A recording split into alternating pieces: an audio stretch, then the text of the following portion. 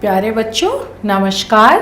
आशा है आप सभी लोग अपने घर में स्वस्थ होंगे, सुरक्षित होंगे। इससे पहले की कक्षा में बेटा मैंने हिंदी विषय में अनिवार्य संस्कृत जो उसका खंड है उसमें आपको शब्द रूप, सर्वनाम, धातु रूप आदि पढ़ाए थे, जिसमें शब्द रूप में मैंने पुल्लिंग, अकारांत, पुल्लिंग, इकारांत और स्त्रीलिंग आकारांत, नपुंसकलिंग आकारांत पढ़ाए थे। अब मैं जो आपको, जैसा कि मैंने आपको बताया कि हिंदी से संस्कृत अनुवाद पढ़ाने जा रही हूँ, तो इसमें भी मैं पहले आपको कुछ 2-3 रूप बता दे रही हूँ, जिससे कि ये शब्द रूप आपको अनुवाद कार्य में बहुत सहायक होंगे और पूर्व के पाठ जो शब्द रूप हैं और धातु रूप हैं, इससे इसका तारतम्य भी स्थापित हो जाएगा। तो अब मैं इकारांत स्त्रीलिंग शब्द आपको पढ़ाने जा रही हूँ। जैसा कि आपको पता है कि संस्कृत में 3 वचन होते हैं और ये 7 विभक्ति और संबोधन। तो अब छोटी ई से जो अंत होने वाले स्त्रीलिंग शब्द हैं उन सभी का रूप मति की तरह चलेगा। और अब हम इसका उच्चारण कर रहे हैं। विभक्ति ये एक वचन, द्विवचन, बहुवचन।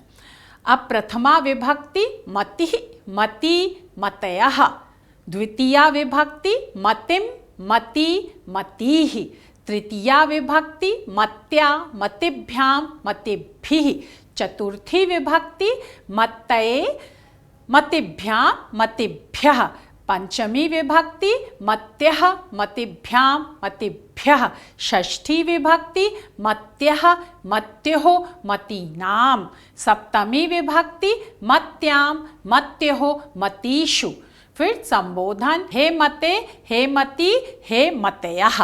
अब ये है इकारांत स्त्रीलिंग शब्द।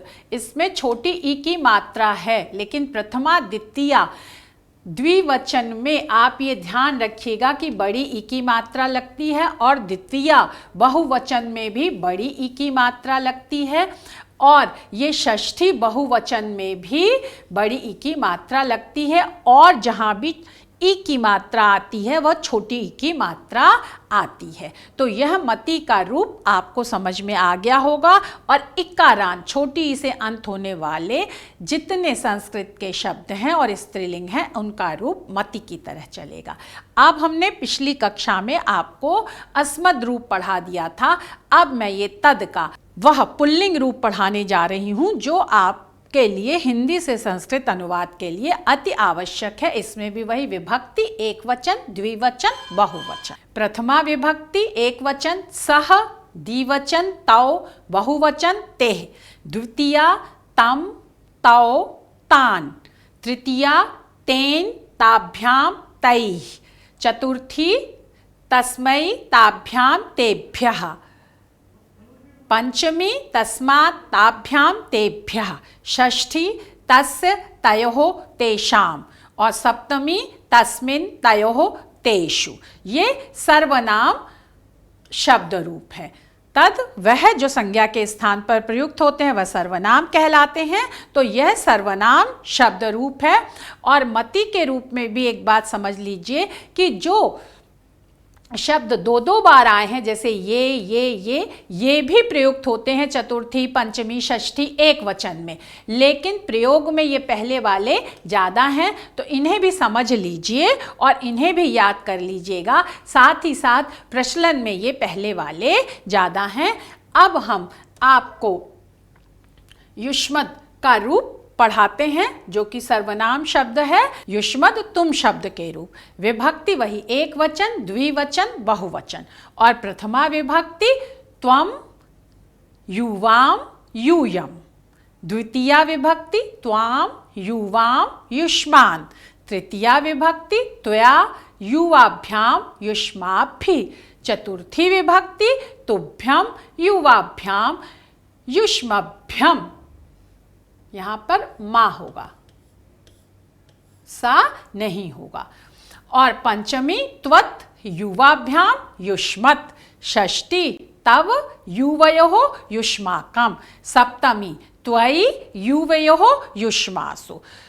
सर्वनाम शब्दों के रूप में संबोधन नहीं होता है। और इसमें भी बच्चों ये जो दूसरे रूप आए हैं ये भी मान्य हैं, लेकिन प्रयोग में जो हमने पढ़े हैं वो ज़्यादा प्रचलन में है, तो इसलिए हमने उनको पढ़ा है। और साथ साथ उनको भी आप, जो दूसरे शब्द हैं उनको भी आप याद कर लीजिएगा। अब हम भू धातु का, जैसा कि क्या है बेटा, धातु ये मूल धातु भू है, और एक धातु रूप भी मतलब क्रिया रूप भी हम आपको समझा दे रहे हैं, जैसा कि लट लकार वर्तमान काल, और इसमें भी 3 वचन होते हैं और 3 पुरुष होते हैं। तो भवति, भवतः, भवन्ति ये प्रथम पुरुष का एक वचन, द्विवचन और बहुवचन है। अब हम मध्यम पुरुष पे आते हैं, एक वचन, द्विवचन, बहुवचन। भवसि, भवथः, भवथ। फिर उत्तम पुरुष है भवामि, यहाँ पर होगा बेटा भवामि, भवावः, भवामः। अब हम लट लकार पर आते हैं, जो कि भविष्यत काल है। वही पुरुष एक वचन, द्विवचन, बहुवचन और प्रथम पुरुष, मध्यम पुरुष, उत्तम पुरुष। भविष्यति, भविष्यतः, भविष्यन्ति। मध्यम पुरुष भविष्यसि, भविष्यथः, भविष्यथ। उत्तम पुरुष एक वचन, द्विवचन, बहुवचन, भविष्यामि, भविष्यावः, भविष्यामः। जब हम भविष्य में आने वाले समय में कोई कार्य करते हैं तब उसके लिए ये लिट लकार का प्रयोग किया जाता है। और अब हम इसी के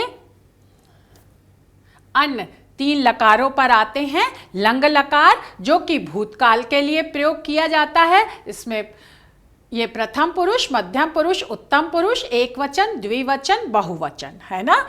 प्रथम पुरुष में एक वचन अभवत, द्विवचन अभवताम और बहुवचन अभवन। मध्यम पुरुष में अभवः, अभवतम, अभवत। और उत्तम पुरुष में अभवम, अभवाव, अभवाम। अब हम लोट लकार में आते हैं, जो आज्ञा के अर्थ में है। वही 3 पुरुष हैं और 3 वचन हैं कि तुम्हें यह करना चाहिए। तुम्हें, तो जब हम आज्ञा देते हैं कि तुम ये काम करो, तब जो है लोट लकार का प्रयोग होता है। तो एक वचन और प्रथम पुरुष भवतु, भवताम, भवन्तु। मध्यम पुरुष भव, भवताम, भवत। उत्तम पुरुष भवानी, भवाव, भवाम। वचन द्विवचन और बहुवचन। अब हम उसके बाद विधि लिंग लकार पर आते हैं, जो चाहिए के अर्थ में प्रयोग होता है। तुम्हें प्रातःकाल जल्दी उठना चाहिए, और इसमें भी वही 3 पुरुष और 3 वचन। तो अब हम प्रथम पुरुष एक वचन भवेत, द्विवचन भवेताम, बहुवचन भवेयुः। मध्यम पुरुष भवेः, भवेतम, भवेत। उत्तम पुरुष एक वचन भवेयम, द्विवचन भवेव और बहुवचन भवेम। बच्चों, हमने आपको अस्मद, युष्मद और तद के रूप भी पढ़ाए हैं। तो जैसा कि आपको पता होगा कि तद का रूप सह, तौ, ते, जो प्रथमा विभक्ति का एक वचन, द्विवचन, बहुवचन है, वो प्रथम पुरुष में आता है। और इसके प्रथम पुरुष के एक वचन, द्विवचन और बहुवचन के साथ प्रयोग होगा। और फिर जो युष्मत का रूप है त्वम, युवाम, यूयम, वह मध्यम पुरुष के साथ एक वचन, द्विवचन और बहुवचन में प्रयुक्त होगा। और अहम, आवाम, वयम, ये उत्तम पुरुष के साथ एक वचन, द्विवचन, बहुवचन के साथ प्रयुक्त होगा। और जैसा कि आपको कर्ता, कारक और विभक्ति चिन्ह मैंने पहले भी बताए थे, लेकिन एक बार बता दे रही हूँ फिर भी, जो कि आपके शब्द रूपों के साथ चलेंगे, चाहे संज्ञा शब्द रूप हो, चाहे सर्वनाम शब्द रूप हो। प्रथमा विभक्ति कर्ता कारक और ने चिन्ह, फिर द्वितीया विभक्ति कर्म कारक को चिन्ह, तृतीया विभक्ति करण कारक से चिन्ह द्वारा, चतुर्थी विभक्ति संप्रदान कारक और के लिए चिन्ह, पंचमी विभक्ति अपादान कारक और से चिन्ह लेकिन दूर होने के अर्थ में, षष्ठी विभक्ति संबंध कारक काकी के रारी रे ये चिन्ह है, सप्तमी अधिकरण कारक और इसका चिन्ह में पर है और संबोधन हे हो रे अरे भो। तो आशा है बच्चों यहाँ तक ये आपको शब्द रूप में संज्ञा शब्द रूप, सर्वनाम शब्द रूप और धातु रूप और उनके चिन्ह और प्रथम पुरुष में क्या आएगा, मध्यम पुरुष में क्या आएगा, उत्तम पुरुष में क्या आएगा, पूर्णतः अच्छी तरह से समझ में आ गया होगा। और अब हम इसके बाद हिंदी से संस्कृत अनुवाद के जो कुछ नियम हैं उन पर हम आ जाते हैं। हिंदी संस्कृत अनुवाद से संबंधित बेटा कुछ बातों का क्या है, हमें निम्नलिखित बातों का ध्यान रखना चाहिए। सर्वप्रथम हमें कर्ता के, स्वतंत्र कर्ता जो कार्य करने में स्वतंत्र है वही क्या कहलाता है, कर्ता कारक कहलाता है। प्रथमा विभक्ति होता है और उसके लिंग का बेटा और वचन का और पुरुष का, जैसा कि हमने बताया संस्कृत में 3 लिंग है ना, पुल्लिंग, स्त्रीलिंग और नपुंसकलिंग। तो कर्ता का लिंग क्या है, वचन क्या है, वचन भी 3 है, एक वचन, द्विवचन, बहुवचन, और पुरुष भी 3 है बेटा, प्रथम पुरुष, मध्यम पुरुष और उत्तम पुरुष। तो वो कर्ता इन तीनों में से किससे संबंधित है उसकी हमें जानकारी होनी चाहिए। लिंग ये हमने बता दिया, पुल्लिंग जिससे पुरुष होने का पता चलता है, जैसे हरि, भानु, बालक और सह, है ना। सर्वनाम में क्या है, सर्वनाम में सह, है ना। फिर स्त्रीलिंग में क्या है, जिससे स्त्री होने का पता लगता है, जैसे नदी, मति, धेनु आदि आदि। और सा, है ना, ये क्या है, ये सर्वनाम रूप है स्त्रीलिंग के, ये सा। और फिर नपुंसकलिंग जिससे क्या बेजानदार निर्जीव वस्तु की जानकारी होती है। नपुंसकलिंग जैसे मनस, मन, जगत क्या है बेटा, संसार, जल आदि, वारी, जल, फल, है ना, ये सब जो है ये नपुंसकलिंग के अंतर्गत आते हैं। और वचन भी 3 प्रकार के होते हैं संस्कृत में। एक वचन जिससे किसी एक वस्तु या व्यक्ति का, एक व्यक्ति, वस्तु, स्थान, जैसे फल, राम, है ना, बालक, एक वचन। फिर क्या है बेटा, द्विवचन है ना। तो द्विवचन जिससे 2 वस्तुओं या व्यक्तियों का बोध होता है, जैसे 2 पुस्तकें, 2 अश्व, वह दोनों, सह मतलब वह एक, तौ मतलब वह दोनों, है ना। तो बहुवचन जिससे 2 या 2 से अधिक वस्तुओं का बोध होता है, जैसे लड़के, सहताओ, ते, वे सब, पुस्तकें, है ना। तो जो 2 से ज़्यादा जितनी भी चीज़ें हैं वो सब बहुवचन के अंतर्गत आ जाती हैं। और फिर संस्कृत में 3 पुरुष होते हैं। प्रथम पुरुष जिसके संबंध में बात की जाती है ना, तो सह, तौ, ते, वह, वे दोनों और वे सब, ये याद रखिएगा। प्रथम पुरुष सह, तौ, ते, वह दोनों या वह सब, है ना। फिर इसके बाद आता है बेटा मध्यम पुरुष, है ना। मध्यम पुरुष में क्या होता है बेटा, जिससे बात की जाती है, जिससे हम सामने सामने बात कर रहे हैं। त्वम, युवाम, यूयम, तुम दोनों और तुम सब। फिर उत्तम पुरुष जिसके बारे में हम दोनों क्या करते हैं, जो 2 लोग बात करते हैं, वो उत्तम पुरुष के अंतर्गत आता है। अहम, आवाम, वयम, है ना। तो धातु में भी क्या है बेटा, 9 शब्द है। पठति, पठता, पठन्ति, पठसी, पठता, पठत, पठामि, पठावा, पठामा, है ना। एक वचन, द्विवचन, बहुवचन, प्रथम पुरुष, मध्यम पुरुष, उत्तम पुरुष। ऐसे ही सर्वनाम भी क्या है बेटा, 3 है। सह, तौ, ते, है ना, त्वम, युवाम, यूयम, अहम, आवाम, वयम, एक वचन, द्विवचन, बहुवचन, और इधर प्रथम पुरुष, मध्यम पुरुष, उत्तम पुरुष। तो ये 9 का खाका आपको बिल्कुल स्पष्ट हो गया होगा। फिर कर्ता, क्रिया और धातु निम्नवत है ना। कर्ता जैसा कि हमने बताया, कर्ता क्या है, जो कार्य करता है। क्रिया के करने वाले को कर्ता कहते हैं, जैसे मोहना खादति, कौन खाता है, आप प्रश्न करके भी कर्ता का पता लगा सकते हैं। स्वतंत्र कर्ता जो इसका सूत्र है ना, कौन खाता है, मोहन खाता है। तो मोहन क्या हो गया, इसमें कर्ता हो गया। फिर क्रिया क्या करता है, प्रश्न करके भी आप कर सकते हैं, है ना।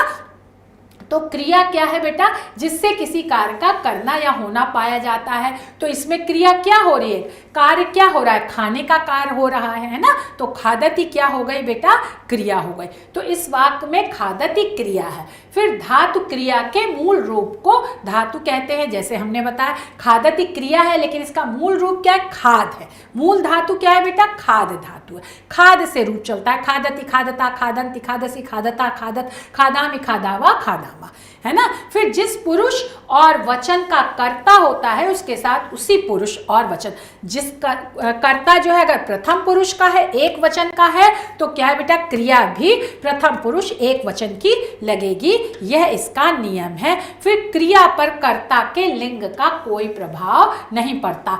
चाहे बेटा क्रिया पर कर्ता के लिंग का, कर्ता चाहे स्त्रीलिंग हो, पुल्लिंग हो, नपुंसकलिंग हो, क्रिया का उसके ऊपर कोई प्रभाव नहीं पड़ेगा, चाहे सह आए चाहे सा आए, समझ में। लेकिन इसमें प्रथम पुरुष एक वचन की ही क्रिया का प्रयोग होगा। ये बात आप अच्छी तरह से समझ लीजिए कि क्रिया पर कर्ता के लिंग का कोई प्रभाव नहीं पड़ता है। अब मध्यम पुरुष जिससे बात की जाती है ना। अब ये आ गया बेटा, इसमें क्या है, संस्कृत में विशेषण शब्दों पर विशेष के लिंग का प्रभाव पड़ता है। विशेषण शब्दों पर क्या है, अर्थात विशेष जिस लिंग और वचन का होगा उसके साथ उसी लिंग और वचन का प्रयोग होगा। जैसे बालक पुल्लिंग है तो ये भी पुल्लिंग का ही क्या है बेटा, प्रयोग किया जाएगा इसमें, है ना। विशेष जिस लिंग का, विशेष बालक है तो विशेषण भी उसी लिंग और वचन का प्रयोग होगा। बालिका स्त्रीलिंग है ना, ये विशेष है तो विशेषण भी उसी क्या होगा बेटा, लिंग और वचन का प्रयोग होगा। चित्र क्या है बेटा, वो पुल्लिंग है विशेष, तो इसमें विशेषण भी उसी लिंग और वचन का प्रयोग होगा। और फिर संस्कृत में अनुवाद करते समय हमें सर्वप्रथम कर्ता पर ध्यान देना चाहिए कि कर्ता किस वचन तथा पुरुष में है। मध्यम और उत्तम पुरुष के कर्ता में, है ना, कोई परिवर्तन नहीं होता, वो निश्चित होता है, और बाकी सभी कर्ता प्रथम पुरुष के अंतर्गत आते हैं। निम्नलिखित तालिका से ये बात स्पष्ट हो जाएगी बेटा। प्रथम पुरुष सह है, कर्ता है, वह दोनों वह सब। अब इसके साथ जो हमने बताया क्या है, पठती लगेगा। वह पढ़ता है तो पढ़ता है क्या है बेटा, वर्तमान काल का है, वर्तमान काल की क्रिया है तो लट लकार लगेगा। सह जो है वो प्रथम पुरुष एक वचन है और पठती भी लट लकार का प्रथम पुरुष एक वचन है तो ये पठती लग जाएगा। फिर क्या है बेटा, प्रथम पुरुष का द्विवचन, प्रथम पुरुष का द्विवचन क्या है बेटा, कर्ता तौ है, तो इसमें लट लकार का क्या होगा बेटा, प्रथम पुरुष द्विवचन पठता है, ये लग जाएगा। फिर बहुवचन क्या है बेटा, ते है, प्रथम पुरुष का बहुवचन ते है तो प्रथम पुरुष का पठ धातु का लट लकार में वर्तमान काल में बहुवचन क्या है बेटा, पठंती है। तो प्रथम पुरुष एक वचन द्विवचन बहुवचन, है ना, सह तौ ते, और प्रथम पुरुष एक वचन द्विवचन बहुवचन पठती पठता पठंती। क्योंकि यहाँ पर पढ़ता है तो वर्तमान काल का लट लकार का प्रयोग है इस, और पढ़ता के लिए पठ धातु का आता है, पठ धातु का लट लकार में वर्तमान काल में पठती पठता पठंती रूप चलता है। अब इसी तरह बेटा मध्यम पुरुष क्या है, त्वम युवाम यूयम, तुम दोनों तुम सब। तो वर्तमान काल का लट लकार में जो मध्यम पुरुष का पठ धातु का रूप क्या है, पठसी एक वचन में, द्विवचन में पठता और बहुवचन में पठत। फिर उत्तम पुरुष क्या है बेटा, अहम मैं या हम, आवाम हम दोनों, और वयम हम सब। तो यहाँ पर क्या चलेगा बेटा, लट लकार का वर्तमान काल जो लट लकार है उसका पठ धातु का उत्तम पुरुष में रूप जो है वो एक वचन में पठामी, द्विवचन में पठावह और बहुवचन में पठामा है। तो अहम के साथ पठामी एक वचन, द्विवचन आवाम के साथ पठावह, बहुवचन वयम के साथ पठामह। तो पठ धातु है और क्या है बेटा, कर्ता पुरुष में सह तौ ते, त्वम युवाम यूयम, अहम आवाम वयम। उसी हिसाब से वो 9 शब्द हैं, उसी हिसाब से ये 9 शब्द हैं। सह तौ ते, त्वम युवाम यूयम, अहम आवाम वयम, पठति पठता पठंती, पठसी पठता पठत, पठामी पठावा पठामा। आशा है ये बात बच्चों आपको समझ में आ गई होगी अच्छे से, है ना। अब आ जाइए, यदि कर्ता प्रथम पुरुष का होगा तो क्रिया भी क्या है बेटा, प्रथम पुरुष की होगी। यही जो बात अभी हमने आपको बताया। और कर्ता जिस वचन का होगा क्रिया भी उसी वचन की होगी। प्रथम पुरुष तो क्रिया भी प्रथम पुरुष। कर्ता एक वचन तो क्रिया भी एक वचन, है ना। इनमें परिवर्तन नहीं होना चाहिए। अगर परिवर्तन हो जाएगा तो अनुवाद अशुद्ध हो जाएगा। ठीक है। संस्कृत में सामान्यतः निम्नलिखित 5 लकारों कारों का प्रयोग किया जाता है। लट लकार वर्तमान काल के वाक्यों के साथ, कर्ता वचनानुसार लट लकार की, लंग लकार भूतकाल भूतकाल के कार्यों के साथ, जैसे अपठत अपठताम अपठन, है ना, सहतौते, तो इस तरह से चलेगा। फिर लिट, ये क्या है बेटा, लिट लकार है, ये भविष्य काल है, तो भविष्य काल के वाक्यों के साथ कर्ता जो है, जैसे पठिष्यति पठिष्यता पठिष्यन्ति पठिष्यसि पठिष्यता पठिष्यत् पठिष्यामि पठिष्यावा पठिष्यामः सहतौते त्वं युवां यूयम् अहम आवां वयम्। फिर लोट लकार जहाँ बेटा आज्ञा दी जाती है उसके अनुसार भी, सहतौते त्वं युवां यूयम् अहम आवां वयम् पठतु पठतां पठन्तु पठ पठतं पठत पठानि पठा पठाम। ये आपको समझ में आ गया। फिर विधिलिंग लकार विधि के चाहिए के अर्थ में, है ना, यहाँ पर भी क्या आएगा, सहतौते त्वं युवां यूयम् अहम आवां वयम्, तो पठेत पठेतां पठेयु पठे पठेतं पठेत पठेयं पठे पठे। तो ये आराम से आप इस तरह समझ लीजिए कि जैसा कर्ता होगा वचन और पुरुष और लिंग, वैसा ही क्या होगा बेटा, ये आपकी क्रिया भी होगी। अब कर्ता एवं क्रिया की बेटा उपरोक्त तालिकाओं के आधार पर खाद जो क्रिया को प्रयुक्त करके तीनों पुरुषों और वचनों का अनुवाद विवरण इस प्रकार है। खाद धातु खाना, है ना, क्या है, मूल धातु खाद है, क्रिया लट लकार वर्तमान काल वह खाता है ना। अब प्रथम पुरुष क्या आएगा बेटा, कर्ता क्या है, वह है, सा है, और खाता है, ये क्या है, लट लकार में आता है, और वह प्रथम पुरुष एक वचन है लट लकार का, तो क्रिया भी प्रथम पुरुष एक वचन की लट लकार की आएगी, तो इसलिए खादति। ये बात आपको समझ में आ गई। फिर बेटा द्विवचन आ गया, वे दोनों खाते हैं, तौ, वे दोनों के लिए क्या होगा, सर्वनाम शब्द तौ है। तो ये क्या है बेटा, प्रथम पुरुष का द्विवचन है और लट लकार है, तो खादति के बाद क्या आता है, खादतः। द्विवचन का रूप जो है खाद धातु का लट लकार में खादता है, तो ये प्रयोग किया। फिर वे सब खाते हैं, वे सब के लिए संस्कृत में सर्वनाम क्या है, जो ते है, और ये प्रथम पुरुष बहुवचन है, तो यहाँ क्रिया भी प्रथम पुरुष बहुवचन की लगेगी, और क्या है बेटा, लट लकार की लगेगी, क्योंकि वर्तमान काल में चल रहा है, तो ते खादन्ति। अब हम आते हैं मध्यम पुरुष में। मध्यम पुरुष में जो है वो क्या आता है, त्वं युवां यूयम्, तुम दोनों, तुम सब, है ना, और वर्तमान काल है तो लट लकार चलेगा। ये बात अच्छे से समझ में आ गई होगी, है ना। और मध्यम पुरुष है तो मध्यम पुरुष का एक वचन, द्विवचन और बहुवचन चलेगा। तो तुम के लिए क्या आता है, संस्कृत में त्वम आ गया, और मध्यम पुरुष एक वचन है, तो खाद का लट लकार का मध्यम पुरुष एक वचन खादसी है।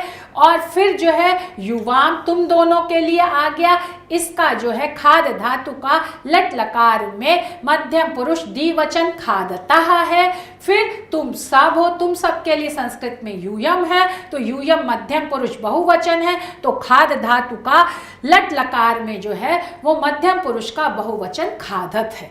ये बात समझ में आ गई। फिर उत्तम पुरुष है, उत्तम पुरुष में क्या है बेटा, अहम आवां वयम है, और खाद का लट लकार में उत्तम पुरुष एक वचन खादामि और द्विवचन खादावह और बहुवचन खादामह है ना। तो अब मैं के लिए क्या आ गया बेटा, अहम आ गया, खाता हूं, खादामि वर्तमान काल है, लट लकार है, उत्तम पुरुष है, एक वचन है। हम दोनों खाते हैं, क्या है बेटा, हम दोनों के लिए आवाम आता है, ये उत्तम पुरुष द्विवचन है, तो उत्तम पुरुष द्विवचन का खाद धातु का वर्तमान लट लकार में खादावह होता है रूप, तो ये खादावह आ गया। अब हम सब खाते हैं, हम सब के लिए संस्कृत में उत्तम पुरुष बहुवचन है, उसके लिए क्या है, वयम आता है, और हम सब के साथ क्योंकि ये उत्तम पुरुष का बहुवचन है, तो लट लकार में खाद धातु का उत्तम पुरुष का बहुवचन का रूप खादामह होता है, इसलिए यहाँ पर खादामह लिखा गया है। आशा है आपको ये बात अच्छी तरह से समझ में आ गई होगी। एक बार मैं फिर बता दे रही हूँ कि ये खाद धातु का खाद जो मूल है ना, धातु, उसका लट लकार का वर्तमान काल में प्रथम पुरुष, मध्यम पुरुष और उत्तम पुरुष में ये रूप चल रहा है एक वचन, द्विवचन और बहुवचन में, है ना। और सर्वनाम क्या है बेटा? सह तौ ते, त्वम युवाम यूयम, अहम आवाम वयम, और इसी के साथ ये 9 शब्द और फिर ये 9 शब्द, खादति, खादतः, खादन्ति, खादसी, खादथा, खादत, खादामि, खादावह और खादामह। तो ये वर्तमान काल हो गया। ऐसे ही हम आपको जो है भविष्य काल, भूतकाल और आज्ञा के अर्थ में, चाहिए के अर्थ में विधिलिंग, लोट, लंग और लिट लकार के भी अनुवाद आपको आगे, और कर्ता कारक के साथ कैसे अनुवाद किया जाता है वो हम आपको बताएंगे। कुछ वाक्यों का आप संस्कृत में यहाँ पर अनुवाद कर लीजिए, वर्तमान काल के वाक्यों का संस्कृत में अनुवाद। जैसे रमेश पढ़ता है। अब रमेश क्या है बेटा? जैसा कि हमने बताया, त्वम और अहम ये जो हैं मध्यम पुरुष और उत्तम पुरुष, ये निश्चित है, लेकिन प्रथम पुरुष में जो भी व्यक्ति, वस्तु या स्थान के नाम है वो सब प्रथम पुरुष में एक वचन, द्विवचन, बहुवचन के अनुसार आएंगे। अगर वो एक है तो एक वचन के में आएगा, अगर 2 हैं तो द्विवचन में, और 2 से ज़्यादा है तो बहुवचन में। तो रमेश क्या है बेटा? संज्ञा है, और रमेश जो आएगा वो प्रथम पुरुष में आएगा, और वह सिर्फ एक है ना। तो इसमें प्रथम पुरुष का एक वचन का क्रिया रूप प्रयोग होगा। तो पढ़ता है संस्कृत में इसके लिए क्या है बेटा? पढ़ता के लिए पठ धातु का प्रयोग किया जाता है, और ये पढ़ता है मतलब वर्तमान काल है, तो लट लकार, पठ धातु का लट लकार का प्रयोग किया जाएगा। और रमेश क्या है बेटा? प्रथम पुरुष, एक वचन है, तो पठ धातु का वर्तमान काल, लट लकार का प्रथम पुरुष का एक वचन का प्रयोग किया जाएगा रूप। तो यहाँ पर क्या हो जाएगा? रमेशः पठति। फिर बेटा क्या है? दूसरा है बालक जाता है। तो बालक भी क्या है बेटा? प्रथम पुरुष है और एक वचन है, तो प्रथम पुरुष का एक वचन ही बालक का रूप। तो यहाँ पर क्या हो जाएगा? बालिका। फिर जाता है, जाने के लिए क्या है बेटा? गम धातु का प्रयोग किया जाता है। गम धातु का प्रयोग किस तरह से चलता है? गच्छति की तरह, गच्छति, गच्छता, गच्छन्ति, गच्छसि, गच्छता, गच्छत, गच्छामि, गच्छावा, गच्छामा। और जाता है इसका मतलब ये वर्तमान काल है। वर्तमान काल के लिए संस्कृत में क्या है बेटा? लट लकार का प्रयोग किया जाता है। तो अब बालक जो है वो प्रथम पुरुष एक वचन है, तो गम धातु का, लट लकार का प्रथम पुरुष का एक वचन प्रयोग किया जाएगा, है ना। तो लट लकार, गम धातु का लट लकार का प्रथम पुरुष में एक वचन में रूप क्या होता है? गच्छति। तो बालकः गच्छति, ये बात आपको, ये देखिए, बालकः गच्छति, ये हमने आपको समझा दी। फिर बालिका गेंद से खेलती है। अब बालिका क्या है बेटा? स्त्रीलिंग है ना। स्त्रीलिंग आकारांत, जैसे अभी हमने इससे पहले आपको पढ़ाया था रूप, रमा का रूप, बालिका का रूप, लता का रूप, गंगा का रूप, ये सब आकारांत स्त्रीलिंग है। इनके अंत में आ रहा है और ये स्त्रीवाची शब्द है, इसलिए इन्हें आकारांत स्त्रीलिंग शब्द कहते हैं, है ना। अब गेंद से, गेंद के द्वारा, गेंद का संस्कृत में क्या होता है? शब्द प्रयोग किया जाता है कंदुक। तो कंदुक, और खेलती है तो खेल धातु है, खेलती है ये वर्तमान काल है, और एक ही बालिका है, तो बालिका का क्या है बेटा? प्रथमा विभक्ति का एक वचन का रूप आएगा। प्रथमा विभक्ति का बालिका का एक वचन का रूप क्या है? बालिका है। फिर गेंद से खेलती है, तो गेंद के द्वारा, और एक ही गेंद है तो तृतीया विभक्ति का एक वचन का रूप आएगा। तो जैसे आप क्या करते हो? बालिकेन, वैसे क्या कर दोगे?